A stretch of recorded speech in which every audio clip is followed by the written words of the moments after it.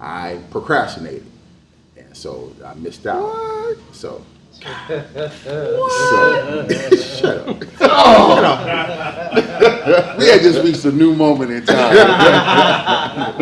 Dude is growing up, man. So I want to hear that shit. That's why we do this, man, to see a man grow up to a man.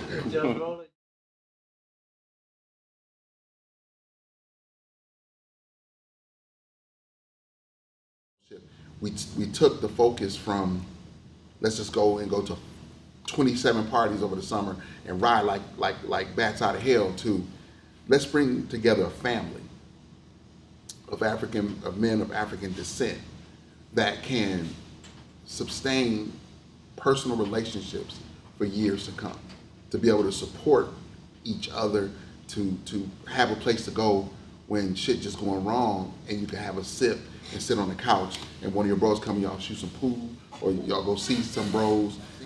Like we went to DC, Virginia, and then came home on Sunday or Monday? Monday.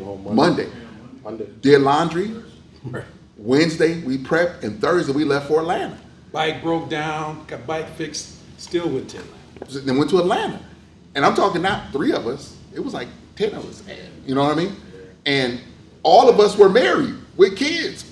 You talking about you gone in a month, and then we came home for that weekend, and then the next weekend we were in Ohio or we were in Kentucky. And I mean, when I say we hit it so hard, but you sacrificed your family. And so now, as long as you guys enjoy the fellowshipping and ride, this thing will last forever. No matter if me, spoiler gone, highway gone, you know, dark and lovely over here gone, that's what it do.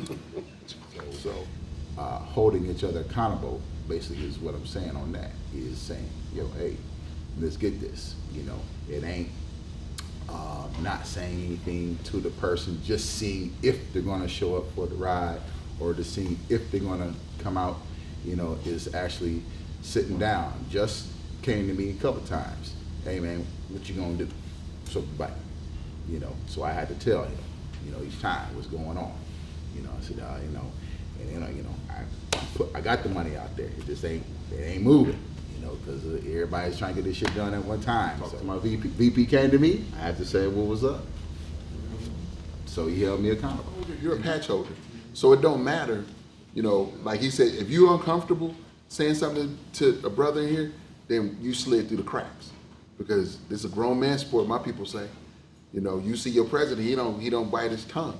Spoiler don't bite his tongue, and that's how we want once you are a patch holder, if you see a bro slipping and you know what's slipping, you pull him aside. My thing is, don't put it in a groupie. Call that man direct. That's why we don't have to kiss nobody's ass to come and buy drinks or do all that, because we pay for it ourselves. You always still stay self-contained. Yep. The minute that you rely on any outside source, It's a wrap. you just killed your independence. Yep. Because they know, and they'll treat you as such. Oh, we want this now. Well, no, you can't. Well, maybe we didn't come and patronize you no more. And now you're like, fuck, that's how we was paying the rent. Nope. We hustle and self-contained unit. So we got all this to ourselves. Continue to talk to the memberships about wanting to ride and where, and everybody ideas on the table, and y'all be fine. The one other thing I want to add to that is something he had mentioned is the love for the ride. I remember one time they were taking a trip to Atlanta, and I had been to Atlanta several times, and I wasn't interested in going. And all of a sudden, spoiler, somebody called me and said, this was like on Wednesday, they going to Denver tomorrow. I was like, Denver?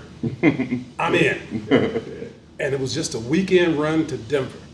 You know, it wasn't for any particular reason except for the love of the ride. Woo. And I think it was D, Justified, Sniper, Nabi, Red, and myself. Yep.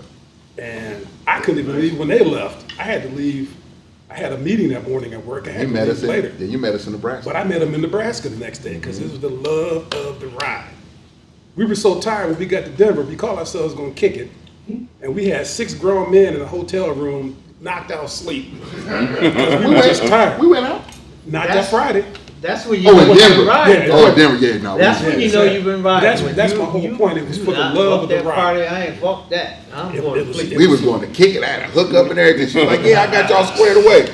I said, all right. I said, yeah, man, so we gonna go. I woke up and everybody like, Just for the love of the ride, and that's my point. If you got the love for the ride and you got the means, you'll make it happen. There was another trip we took, again, Justified, Sniper, Nabi, myself, and we went to Florida. And we had a general destination, but we didn't make any pre-arrangements. We literally booked hotel rooms from the gas station. You know, we had our apps, got online, okay, this is a good price, book it. You know, I mean, we were just riding. was that after the breakout, right? Y'all left? Y'all broke off? Yep. We left for exactly. Memphis. And we did the next year, we all did. Right. Yeah, hit the Dragon, hit some other shit. But my point is, again, that was all for the love of the ride. And that goes back to what I was saying. That's when you truly know your brother. That's when you know who can do what, who you can depend on, what they're really made of, you know. So, because I'm all about structure and organization, that's my life. But when it comes down to the ride, however it happens, let it flow and just do it. If you love the ride, it'll work out. But for some reason, these motherfuckers think that we don't see you. We have motherfuckers that we work with think that we don't see you. We see you. Evaluation time takes time. Yeah. You know, it does take time. And it should, because we call ourselves brothers. Yeah. It shouldn't be. Well, a and quick- to, people have to, their personality has to settle into this thing. Now, all of a sudden, you've gained a whole bunch of folks, and yeah, you want to do this thing, but now, are you really built to that standard?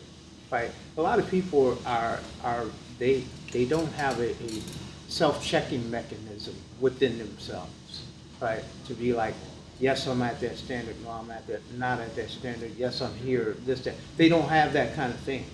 So it's up to you as leadership to do that hard check and say, yeah, you are, you know. What you got, second. Right? And one more thing, just with new members, you got a constant assessment period. You got the assessment period when you are a prospect, and then you have an assessment period when you now become a member. You know, you have super prospect. We've had super prospect out here, and as soon as they got their colors, For life. where they go? You know, you don't see them. They don't do nothing. You don't hear from them. Nothing. So the assessment period, you know, is a constant thing. Even with some of our older members, you know, assessing them, making sure that they are still plugged in to the raw iron way and not drifting. You know, when we see drifting, that's when we start to question, like Dee was saying, start to question and start to try to find out why, what's going on with the brother. Reach out to the brother, see if there's a problem that we can help, and sometimes we can't. You know, it's just the bottom line. And so when we recognize that, that is our opportunity as leaders to make the hard decision. It may not be the popular one, you know, but make the hard decisions, because one thing that we always have to be able to is have foresight. If we find it where our brother is either going to be cancerous or not be here, then we got to make the hard decisions and make it happen, no matter what everybody else may think, because we see a problem. They see a problem, they just don't want to admit it. So we all see it, but it's just a matter of how we're going to rectify it.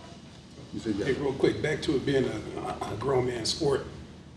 Some people may be embarrassed to speak up, you know, because they don't want to be responsible for changing the dynamics and slowing the pack down. But, you know, it's everybody's responsibility. If you see something that's not quite right, you know, speak up on it. You know, it's everybody's responsibility to make sure we all come home safe. You know, that there's somebody who is not speaking up, but they fucking up, they got to be called out, because we all want to get home safe. You know, so road captains, people you're riding next to, everybody is accountable, is responsible for making sure that that pack stays safe in the way it's supposed to be. You know, don't be afraid to call somebody out, because we want to come home. Somebody can say, hey, I saw one of your guys running down 94 and motherfucking 100,000 miles an hour. Okay, what song was he playing? That's what you should ask. There should be an expectation. They're really, you know, we like structure, but we got to let people be bikers too. And sometimes, you know, being outlaw that you used to be. Sometimes you do the rules, sometimes we bend them. You know, So I know brothers that will not put themselves in those type of positions to where something could be called or looked at as being compromised. And I respect that 100%.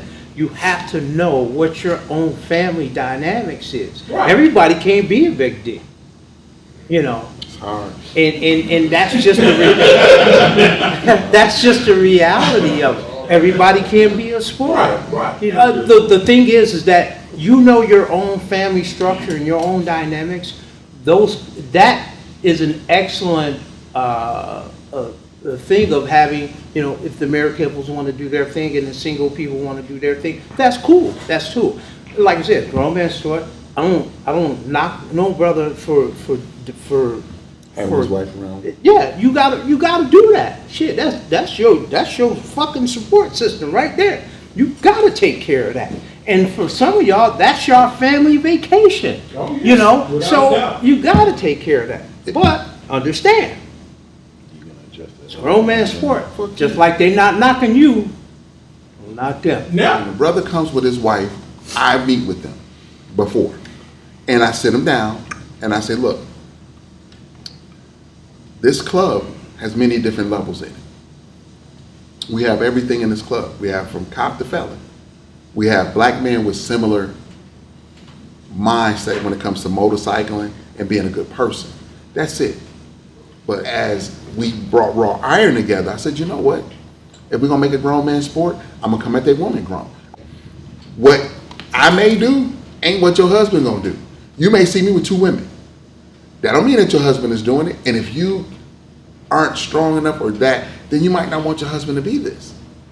Because when whatever goes on in this clubhouse, not one brother should have to worry about his wife or his woman getting any information back from anybody in this club. I'm a firm believer in that because I think the member should be held responsible.